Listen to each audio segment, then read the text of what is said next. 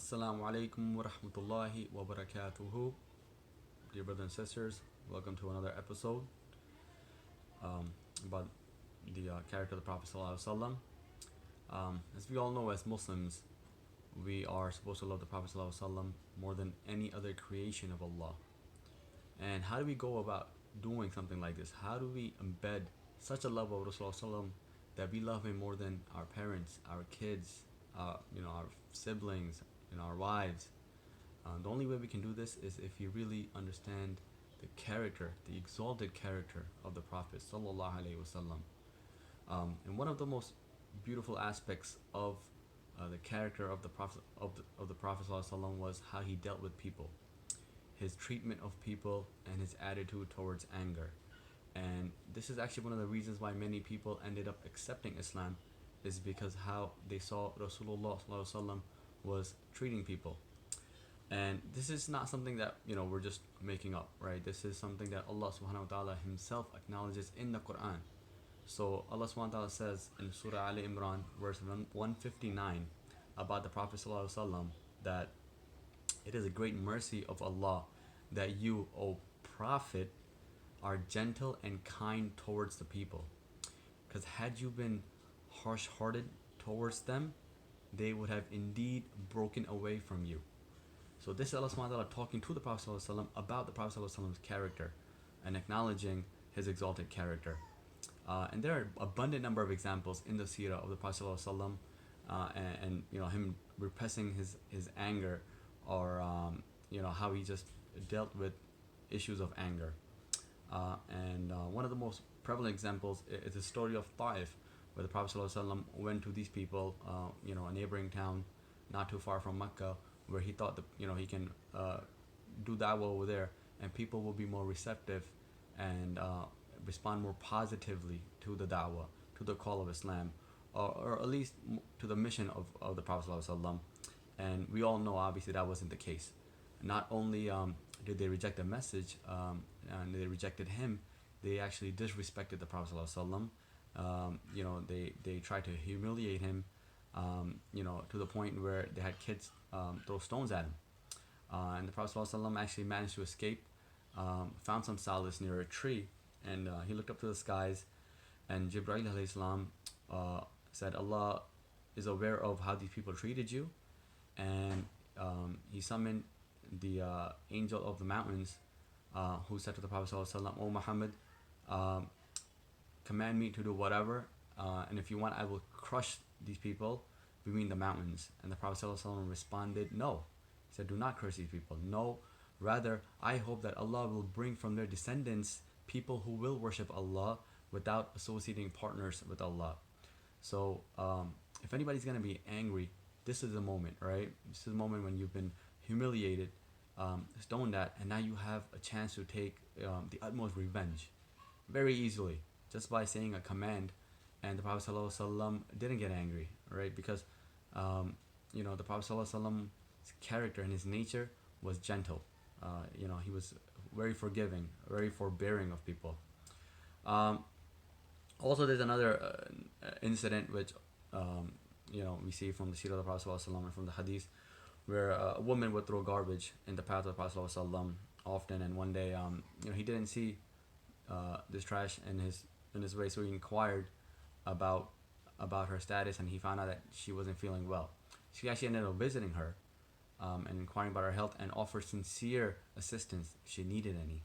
And she was so moved by this that she ended up accepting Islam. So these stories we're all familiar with, but we can use these to understand how the Prophet ﷺ actually, in moments where you think shaitan, might make you angry, we can reflect on these moments and see how did the Prophet ﷺ deal with these issues.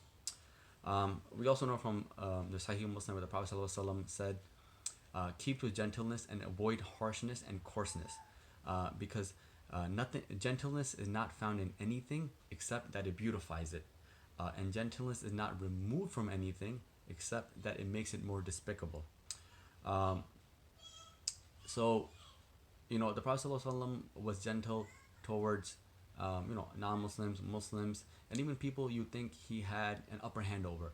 For example, Anas bin Malik radhiyallahu anhu, who actually served the Prophet ﷺ, was when put in the service of the Prophet ﷺ, through his mom.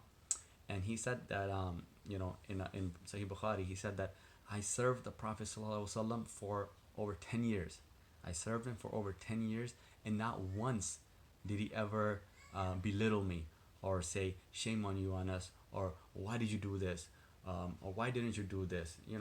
Basically, picking out somebody's fault. Now, if you have somebody who's serving you for 10 years, do you think there are instances where, he might have made a mistake or done something that, maybe wasn't to the liking of the Prophet ﷺ? That's very reasonable. And it probably did happen, but the Prophet ﷺ didn't think of these things enough to, belittle someone or get angry at someone or yell at somebody. This is, above the dignity and the respect that Prophet ﷺ showed to people. Another incident that we have, also related by Anas bin Malik, is that he was walking with the Prophet ﷺ, and the Prophet ﷺ was wearing a Najrani cloak, which basically has a rough collar. And a Bedouin came, and he grabbed the Prophet ﷺ by the cloak, by the edge of the cloak. Okay, and then he ordered the Prophet ﷺ to give him the wealth that Allah had, that he had from Allah. The Prophet ﷺ actually turned to the Bedouin and smiled, and ordered the Sahaba to give him some of that wealth. This shows you that this was almost like disrespectful, right? And the Prophet ﷺ didn't act like how many people would act, right? He repressed any anger, and he actually responded with a smile. With that said, did the Prophet ﷺ ever get angry? Do we ever have instances of the Prophet ﷺ getting angry? And the answer is yes. There are instances in the Sirah, very authentically reported hadith, that the Prophet ﷺ did get angry. And the common denominator between all these incidents, and stories of the Prophet ﷺ getting angry, is that his anger was for haqq. It was always for Allah, right? It was purely for the sake of Allah. It wasn't because he personally felt offended. No, it was because, somebody was either being oppressed, or, for the sake of Islam, the da'wah was being extremely affected negatively. So it wasn't for his own ego, all right?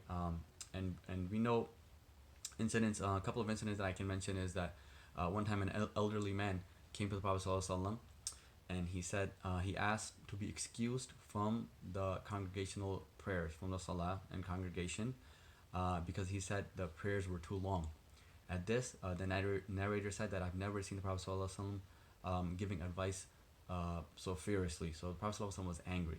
And the Prophet ﷺ, was he angry at the old man for asking to be excused from the congregational prayer? No. Actually, the Prophet ﷺ was angry at the concept of somebody feeling oppressed because of the salah, or because of the imam's leading of the salah. So he actually went and told the people, like, oh people, some of you make others dislike good deeds, such as salah. So whoever leads a prayer, shorten your salah, because among you, praying behind you, are people who are weak, who are sick, and the needy. Meaning somebody, might have a need to go somewhere, a job, get some things done. So this shows you the Prophet ﷺ was angry because somebody wanted to be excused from salah because they felt like the salah was oppressing them, and this is what angered the Prophet ﷺ. Another incident that also reaffirms that the Prophet ﷺ didn't get angry for his own self is when a Jew was with a companion, a Jewish man, and he saw that Musa alayhi salam was had higher status, more authority over mankind than Rasulullah sallallahu alaihi wasallam. And the Muslim man obviously got angry, and he slapped this Jewish man. So the Jewish man went to the Prophet sallallahu alaihi wasallam, and he complained to him about this, and the Prophet sallallahu alaihi wasallam got angry. He did get angry about this, and he said to the companion, "Don't give superiority to any prophet amongst Allah's prophets." So basically, he's saying, don't say that I am better than he, or another prophet is better than another prophet, right? So he actually took the side of the Jew. He sided with the Jewish man on this because that was the haqq, right? So the Prophet ﷺ didn't get angry unless it was for the sake of Allah. So just quick couple of practical tips. What can we do if we are feeling angry, right? What can we, deduce from the seerah, the Prophet ﷺ, about anger?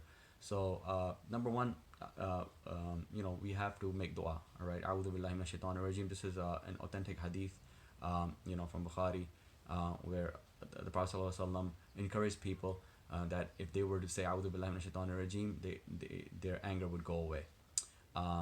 Number two, just remain silent. This is also from authentic hadith, and we know the occasion when Abu Bakr an was being humiliated, basically, by somebody who was insulting him, and Abu Bakr an wasn't replying, was just listening quietly, and the Prophet ﷺ actually was smiled at that, and then Abu Bakr finally, broke his silence and retaliated by saying something, and that's when the Prophet ﷺ got up and left away angrily. Actually, he got up angry and left.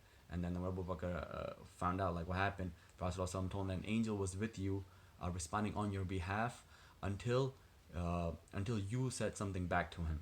So it's better to stay quiet.